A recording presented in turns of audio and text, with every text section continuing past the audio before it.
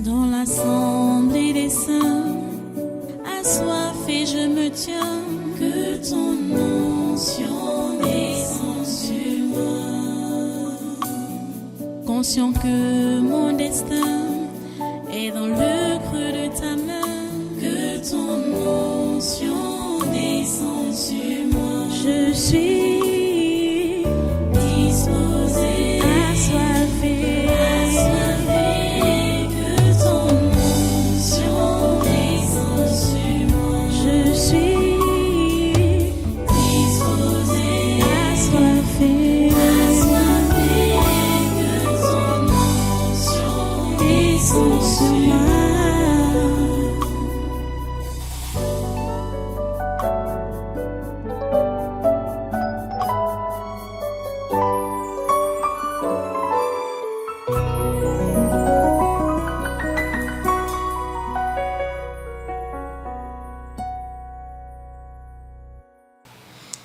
Alléluia.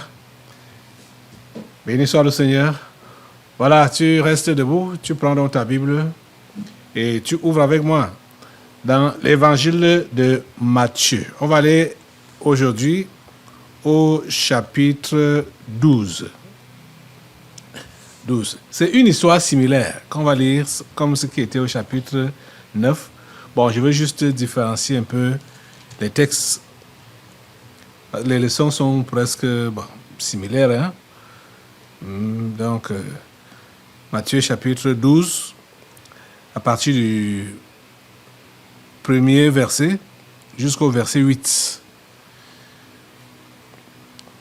Donc voilà le texte principal de ce jour, Matthieu chapitre 12, verset 1 à 8, qui dit donc: En ce temps-là, Jésus traversa des champs de blé un jour de sabbat. Ses disciples, qui avaient faim, se mirent à arracher des épis et à manger. Les pharisiens, voyant cela, lui dirent: Voici tes disciples font ce qu'il n'est pas permis de faire pendant le sabbat. Mais Jésus leur répondit: N'avez-vous pas lu ce que fit David lorsqu'il eut faim, lui et ceux qui étaient avec lui? Comment il entra dans la maison de Dieu et mangea les pains de proposition qu'il ne lui était pas permis de manger, non plus qu'à ceux qui étaient avec lui, et qui étaient réservés aux sacrificateurs seuls? Ou n'avez-vous pas lu dans la loi que les jours de sabbat, les sacrificateurs violent le sabbat dans le temple sans se rendre coupables? Verset 6. Or, je vous le dis, il y a ici quelque chose de plus grand que le temple. Si vous saviez ce que signifie « Je prends plaisir à la miséricorde et non au sacrifice », vous n'auriez pas condamné des innocents, car le Fils de l'homme est maître du sabbat. Prions le Seigneur. Dieu Tout-Puissant, nous te remercions, nous te rendons grâce pour ta parole. Nous te rendons grâce pour tout ce que tu fais. Nous te rendons grâce pour tes instructions que tu nous donnes. Nous te rendons grâce pour ton Saint-Esprit qui est là pour nous révéler les vérités que tu as pour nous. S'il te plaît, Seigneur, permets que chacun de nous puisse les saisir et en faire bon usage. Ô Dieu, que ta volonté soit accomplie dans nos vies ce matin. Nous nous attendons à toi, Seigneur. Nous comptons sur toi, Seigneur. Et nous te remercions parce que tu nous écoutes déjà. Tu as prévu nous faire du bien et tu vas le faire. À toi la gloire, l'honneur et la puissance. Au nom de Jésus-Christ de Nazareth, nous avons prié. Amen. Voilà, prenez place dans sa sainte présence et soyez tous les bienvenus. Une fois de plus, ici au Tabernacle de la Liberté et à ce programme, le Conquête du Surnaturel, que vous suivez depuis 4 jours aujourd'hui. C'est comme ça, chaque mois, chaque début du mois, nous avons 4 jours concentrés de jeudi à dimanche pour étudier la parole de Dieu. Nous sommes en train de parler sur la délivrance des esprits familiers de la sorcellerie et le sous-thème, c'est la vie chrétienne normale. La vie chrétienne normale. Le chapitre où la phase de ces enseignements, tous ces derniers temps, depuis jeudi, à partir du texte qu'on a lu dimanche, du mois, je veux dire, pendant le séminaire du mois de février, on a introduit avec ça jeudi pour souligner le fait que Jésus voulait mettre les connaisseurs, j'ai dit les connaisseurs, entre guillemets, ou les religieux, les religieux, les connaisseurs, il voulait les mettre, il les a mis tous devant leur conscience quand ils étaient en train d'accuser la femme qui a été surprise en flagrant délit d'adultère. Et il est important, on a compris, et on le comprend, qu'il est important que chacun de nous soit face à sa conscience. Et quand tu es face à ta conscience, forcément, tu ne pourras pas avoir des jugements hâtifs. Tu ne pourras pas condamner précipitamment les gens. Tu ne peux qu'avoir la miséricorde. Tu seras forcé d'avoir le cœur de Dieu. Quand tu es face à ta conscience, et surtout si tu es honnête donc, puisqu'on a vu qu'il y a la conscience agit, il y a donc la conscience morte, il y a la conscience du mal, la méchanceté et le meurtre. Voilà le tribunal psychique, c'est comme ça qu'ils sont appelés, ils sont fait appeler. Quand tu es donc face à ta conscience et tu es un peu honnête, ça veut dire que tu vas mieux comprendre les autres parce que tu te comprends toi-même. Parce que quand Jésus a dit à ces gens qui lui ont apporté la femme qui a été attrapée en flagrant délit d'adultère, Jésus leur a dit que celui de vous qui est sans péché soit le premier à lui lancer la pierre. Et la Bible nous dit que chacun accusé par sa conscience, ils ont été tous accusés, chacun par sa conscience, et ils ont tourné le dos depuis les plus grands jusqu'aux plus petits. Ils sont partis. Personne n'a pu lancer la pierre contre cette femme parce que chacun était accusé par sa conscience.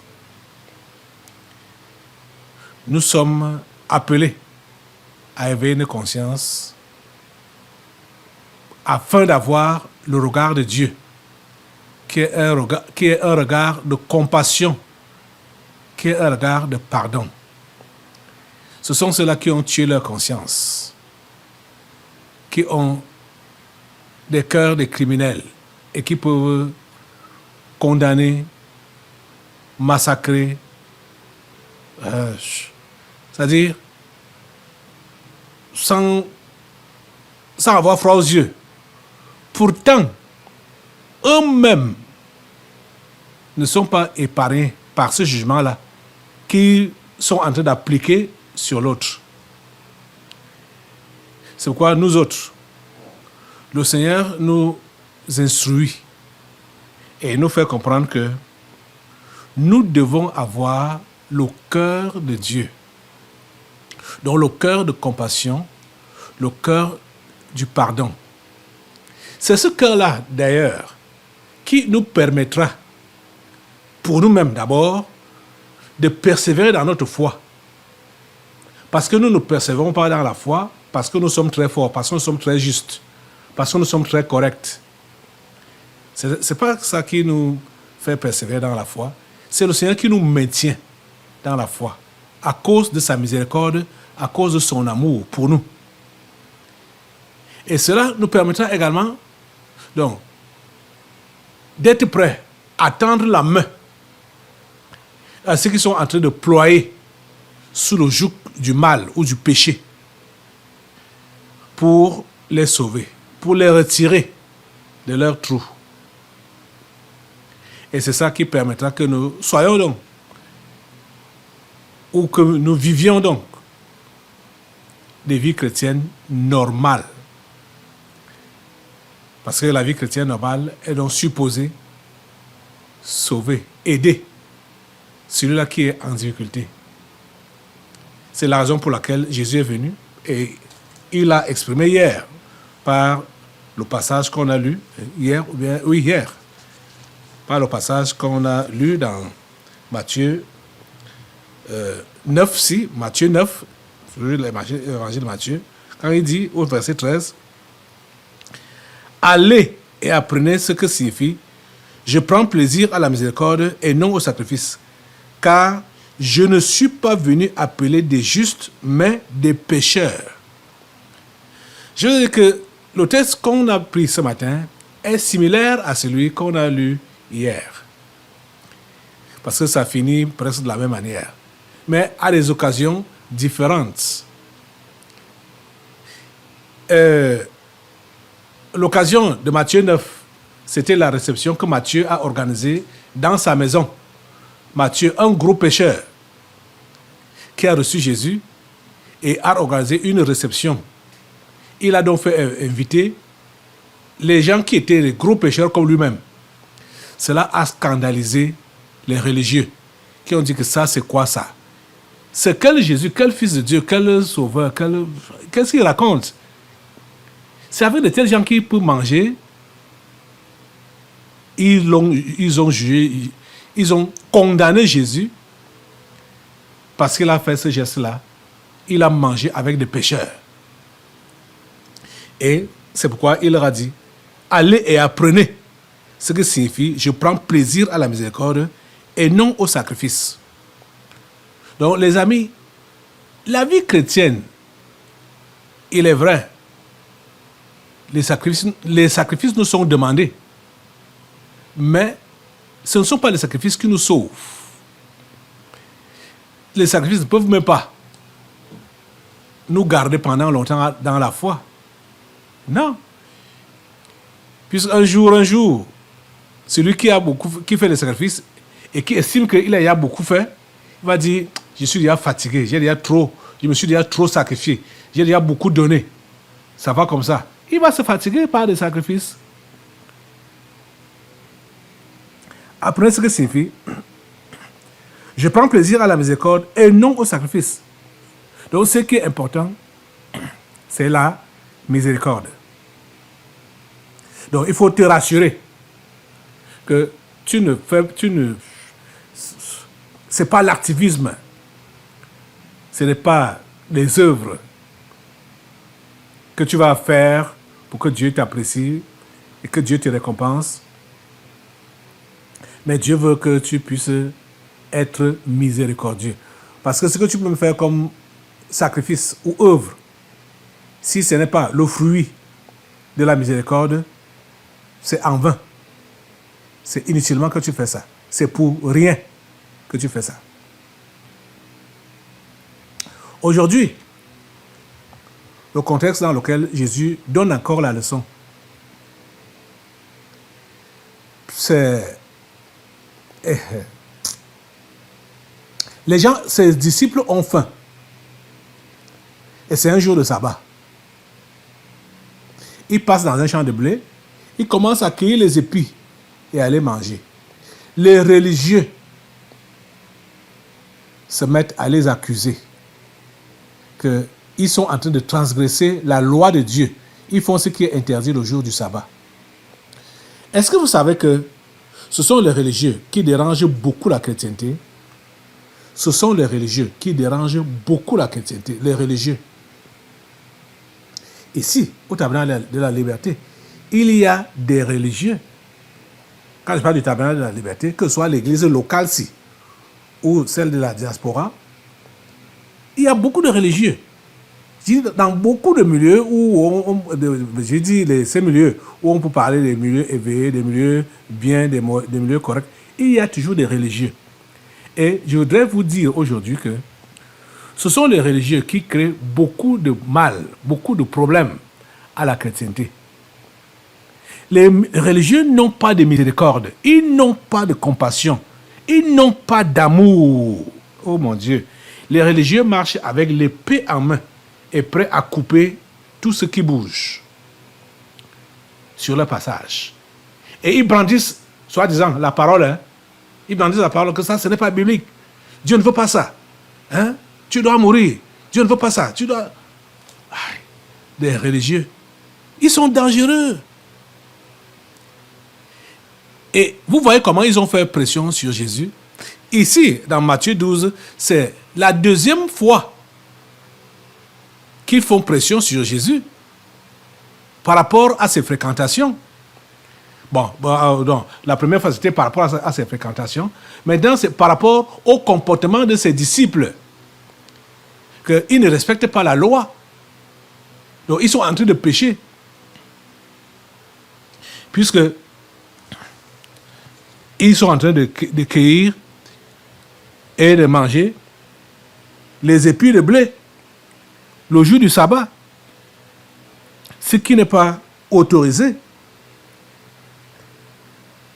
Vous comprenez ça? Donc, ils ont fait ce qui est... Ils ont péché contre Dieu. Et Jésus prétend qu'il est l'enseignant qui vient de Dieu. Et il ne peut pas reprocher ces gens. Il ne peut pas interdire à ces gens de ne pas pécher contre Dieu en mangeant les épis de blé le jour du sabbat. Cru, hein? C'était même cru. Les religieux sont très mauvais. Les religieux aiment s'appuyer sur certains détails qui n'ont pas vraiment d'importance. Vous allez voir certains religieux s'appuyer sur l'habillement. C'est vrai qu'il faut s'habiller décemment. Le chrétien normal doit s'habiller décemment. La chrétienne normale doit s'habiller décemment. Mais il y a certains détails, tels que par exemple le foulard, le voile, ou tels que les bijoux, les ornements. Il y a des religieux qui sont regardants sur ces détails et qui condamnent d'office toute personne qui vont voir que voilà, dans leur église, les femmes ne portent pas le foulard. Donc tout ce qu'ils disent même là, tout ce qu'ils font même là, c'est du diable. Dieu n'est pas avec eux. Parce qu'ils ne respectent pas la parole de Dieu. C'est comme ça qu'ils vont dire. Ils vont juger, taxer. Hein, du coup, comme ça, et rejeter en bloc tout ce qui peut se passer. Je sais qu'il y a beaucoup de gens qui nous taxent comme ça. Qui taxent le tabernacle de la liberté. Voilà, c'est une église des païens. Regardez, les femmes ne mettent pas les foulards, les femmes mettent les bijoux, machin, tout ça. Bon, donc, c'est pas Dieu. Tout ce qu'ils disent là, tout ce qu'ils font là, Dieu n'est pas dedans. Voilà comment les religieux font. Quand ils ont vu les disciples de Jésus manger donc les épis de blé, voyant cela, il dit à Jésus, voici tes disciples font ce qu'il n'est pas permis de faire pendant le sabbat. Hein? Ils font ce qu'il n'est pas permis de faire pendant le sabbat. C'est pas permis de faire ce qu'ils font là. Et ils font ça. Pourquoi ça? Pourquoi ils vont faire ça? Mais Jésus leur répondit, n'avez-vous pas lu ce que fit David lorsqu'il eut faim, lui et ceux qui étaient avec lui? Vous savez que les religieux, ils ont souvent des versets bibliques sur lesquels ils s'appuient. Et ils ne connaissent pas la globalité de la parole. Quand Jésus rappelle à ceux-ci que n'avez-vous pas lu ce que fit David, il n'avait pas, il ne pouvait même pas se rappeler. Parce que ce n'était pas ça qui les intéressait. Ce n'est pas ça qui les intéressait. Ce qui les intéressait, c'est de vouloir mettre la main sur les disciples de Jésus qui ont enfreint la loi du sabbat. Exode 20, verset 2, par exemple. Exode 20, verset 10. Allez dans Exode 20, verset 10, pour voir ce que Dieu dit là. Les 10 commandements. Qu'est-ce qu'il dit? Exode 20, verset 10. Je vais y arriver. Je ne sais pas si toi tu es y arrivé. Voilà. Exode chapitre 20 et le verset 10 dit ceci. À partir du verset 9, ou bien verset 8 même, verset 8. Souviens-toi du jour du repos pour le sanctifier. Tu travailleras 6 jours et tu feras tout ton ouvrage. Mais le 7e jour est le jour du repos de l'Éternel, ton Dieu. Tu ne feras aucun ouvrage, ni toi, ni ton fils, ni ta fille, ni ton serviteur, ni ta servante, ni ton bétail, ni l'étranger qui est dans tes portes. Car en 6 jours, l'Éternel a fait les cieux, la terre et la mer, et tout ce qui y est contenu. Et il s'est reposé le 7e jour. C'est pourquoi l'Éternel a béni le jour du repos et l'a sanctifié. Voilà ce que ces pharisiens rappelaient à Jésus, que Dieu a dit qu'il faut sanctifier le jour du sabbat. Mais voilà, tes disciples sont en train de faire le contraire. Ils sont en train de profaner le jour du sabbat en cueillant les épis de blé et en les mangeant crus comme ça là. Ce n'est pas autorisé. Ce n'est pas autorisé. C'est un péché, c'est grave. C'est un crime. Vous voyez? Jésus leur dit de se rappeler de David, qui n'était pas sacrificateur et qui a mangé les pains de proposition avec son équipe parce qu'il avait faim. Vous voyez, les religieux ne sont pas miséricordieux. Ils ne peuvent pas se mettre à la place de l'autre pour comprendre son problème. Jésus n'encourageait pas le fait d'enfreindre les 10 commandements. Parce que ça fait partie des 10 commandements. C'est le 4e commandement. C'est-à-dire respecter le jour du sabbat, sanctifier le jour du sabbat, c'est le 4e commandement.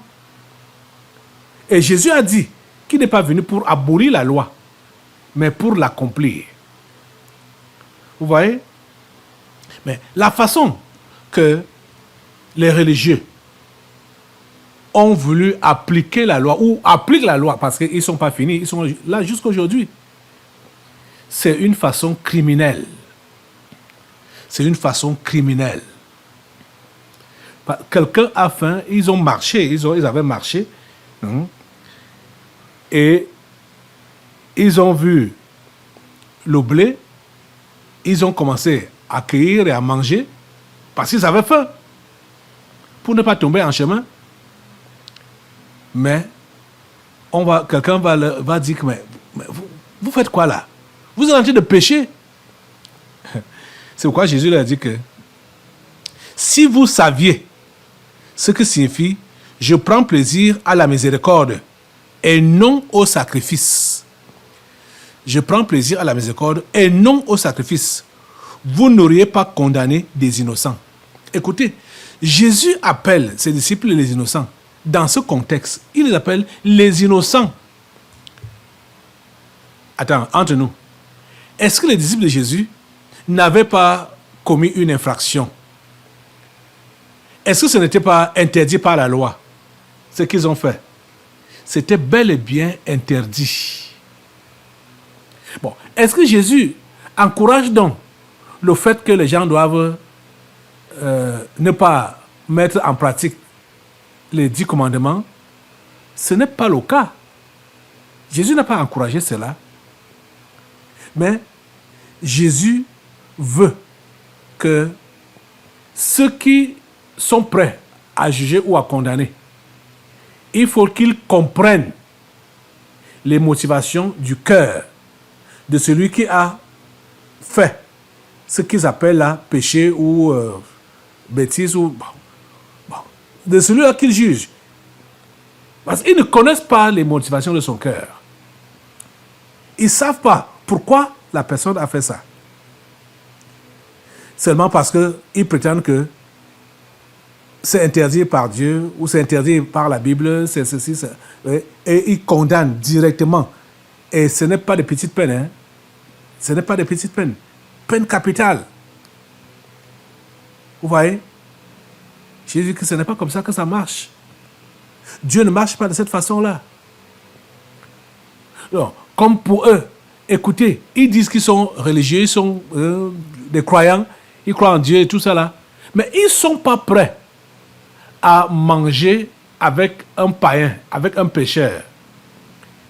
Ils ne sont pas prêts à sympathiser avec un pécheur, comme Matthieu par exemple. Ils ne sont pas prêts à collaborer avec lui. Ils ne sont pas prêts. Pas pour devenir comme lui. Mais ils ne sont pas prêts à le comprendre. C'est pourquoi Jésus leur a dit que ce n'est pas ceux qui se portent bien qui ont besoin de médecins, mais ce sont les malades. Et moi, je suis venu pour sauver, pour les pécheurs. C'est pour les gens comme Matthieu, comme ça, et son équipe. C'est pour eux que je suis venu. Le religieux n'est pas là pour ça. Il n'est pas là pour sauver les âmes. Et il ne sait pas qu'il n'est pas là pour se sauver lui-même. Parce que s'il ne peut pas sauver les âmes, il ne peut pas se sauver lui-même. Puisqu'il ne comprend rien de la miséricorde. Il ne comprend rien de l'amour de Dieu. C'est l'amour de Dieu qui a poussé Jésus à venir sur la terre. C'est l'amour de Dieu qui a poussé Jésus à mourir sur la croix. L'amour. C'est par amour que Jésus a fait ça. Mais le religieux ne comprend pas l'amour de Dieu. Il ne comprend pas le bien fondé du sacrifice. Le sacrifice de Jésus est basé sur l'amour. Si toi, tu es là, avec la machette ou l'épée en main pour couper seulement, là où tu vois, dès que tu estimes que ici, là, ce n'est pas dans la Bible, ici, là, ce n'est pas normal, tu coupes. Tu vas finir par tout couper et te couper toi-même. Pourquoi? Parce que tu n'as pas de miséricorde. Tu n'as pas d'amour. Tu comprends ça? La vie chrétienne normale exige que tu puisses te mettre à la place de l'autre. Comme je veux donner l'exemple sur la guérison, c'est-à-dire ce conseil que m'avait donné celui qui m'avait présenté l'évangile, que en ce qui concerne la prière des malades, ou le don de guérison, pour que Dieu développe vraiment ça là dans ta vie, quand tu pries pour un malade, ton souhait à Dieu doit être que cette maladie-là vienne même sur toi. C'est comme ça qu'il m'avait dit. Mais le religieux n'a pas cette position de cœur. C'est-à-dire pour prendre la place de l'autre. Il vit pour lui-même. Il vit pour lui-même. Il fait tout pour lui-même. Il n'est pas prêt à endosser les charges des autres. Il n'est pas prêt à endosser les problèmes des autres. Il n'est pas prêt. Es-tu prêt à comprendre l'autre, à endosser ses charges, ses difficultés? Es-tu prêt? Jésus a dit, ce que vous voulez que les gens fassent pour vous, faites-le de même pour eux. C'est tout le monde qui a besoin d'être aidé. Qu'il l'exprime ou ne l'exprime pas, mais ce qui est normal ou reconnu ou connu, c'est que tout le monde a besoin d'être aidé. Mais bizarrement, ce n'est pas tout le monde qui veut aider. On a besoin d'être aidé, mais on ne veut pas aider. C'est tout le monde qui a besoin d'être aimé. Mais ce n'est pas tout le monde qui aime. Vous voyez, ils ont besoin, ils ont envie d'être aimés, d'être encadrés, d'être entourés, d'être chéris. Mais ils ne sont pas prêts à donner la même attention aux autres. De la manière qu'ils veulent qu'on leur donne l'attention. Ils ne sont pas prêts à le faire. Vous voyez donc, la plupart des gens fonctionnent par égoïsme. Ils sont égocentriques. Vous voyez? Ils sont égocentriques. Ce qu'ils veulent qu'on leur fasse, ils ne sont pas prêts à faire ça pour les autres. Ils ne sont pas du tout prêts. Ils ne sont pas du tout prêts. Et ce qui est encore bizarre, c'est que la majorité ne fait même pas un petit arrêt pour questionner sa conscience ou leur conscience qu'en fait, ce que j'ai fait là, ou ce que je fais là, est-ce que c'est approuvé par Dieu? Très peu font l'examen de conscience. Très peu. Et je te dis que c'est quand tu fais l'examen de conscience et tu es devant ta conscience que tu pourras bien comprendre le cœur de Dieu. Et il pourra t'aider à manifester ce cœur-là. S'il faut donc maintenant parler de la conscience morte, la conscience du mal, l'âme chantée ou le meurtre, je vous disais hier que quand on parle de la conscience morte, cela ne veut pas dire que cette conscience n'existe plus. Ça veut dire juste que la personne, la conscience, sa conscience l'a avisé. Sa conscience lui a parlé. Je vous prends l'exemple de Caïn. Donc quand vous entendez que Dieu a parlé aux gens de la Bible, là, aux anciens, là, c'est dans la conscience que Dieu parle. C'est dans la conscience que Dieu parle. Vous voyez? Dieu lui a parlé. Et Dieu parle. Mais les gens préfèrent étouffer cette conscience, dire Aka.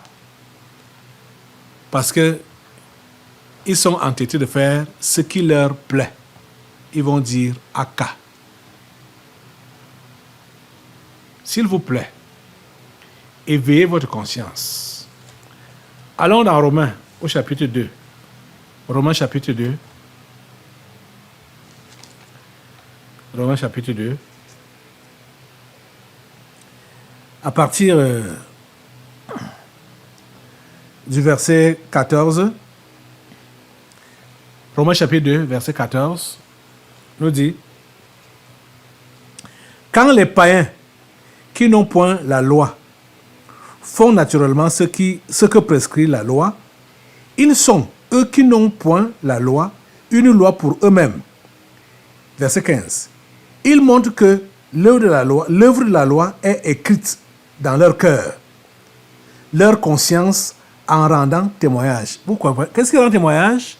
Leur conscience.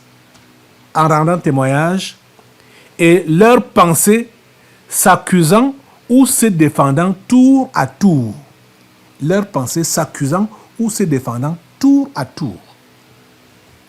Ça se passe là à l'intérieur. Leur pensée s'accusant ou se défendant tour à tour. Ta conscience te parle. Ta conscience te juge. Ta conscience te reproche. Ta conscience te condamne. Mais tu décides de la rabrouiller pour dire « Aka, laisse-moi ça ». Et beaucoup de gens fonctionnent donc comme ça, avec une conscience qu'on peut donc appeler morte. Vous voyez? C'est pourquoi ils sont insensibles face à la douleur de l'autre. Ils sont insensibles face à la joie de l'autre. Ils sont insensibles en ce qui concerne les préoccupations des uns et des autres. Ils sont insensibles. Ça ne les regarde pas. Parce qu'ils ont décidé de voiler ou d'enfermer leur conscience. De ce fait, ils sont juste des prisonniers. Hein? Ils sont des prisonniers et ils ne peuvent rien faire ni pour quelqu'un, ni pour eux-mêmes. Parce que quand tu es ce qu'on dit, comme on dit généralement, sans cœur, tu es un inhumain, tu es un animal. Et c'est ça qui va conduire à la criminalité, au meurtre. Donc, ceux-là, ils peuvent dire même qu'ils sont chrétiens. Ils disent donc qu'ils évangélisent. Pourtant, ils sont en train de tuer les gens. Ils tuent. Le meurtre. Ils tuent.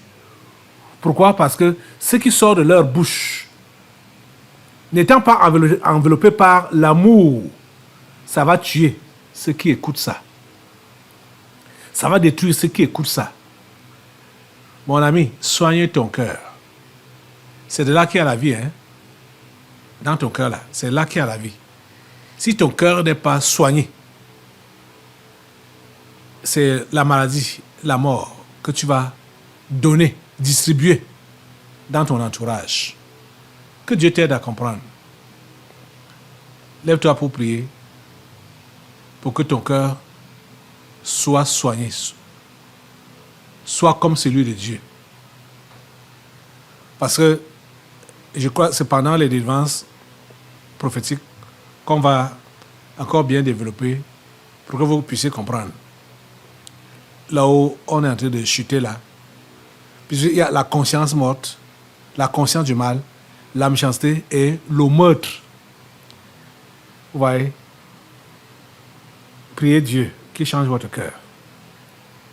Seigneur, change mon cœur. Seigneur, nettoie mon cœur. Donne-moi un cœur comme le tien. Donne-moi un cœur d'amour. Un cœur de vérité. Au nom de Jésus, j'ai prié. Amen. Assois-toi. Nous allons maintenant passer aux délivrances prophétiques. Dans l'assemblée des saints, assoiffé je me tiens, que ton onction descende sur moi. Conscient que mon destin est dans le creux de ta main, que ton onction descende sur moi. Je suis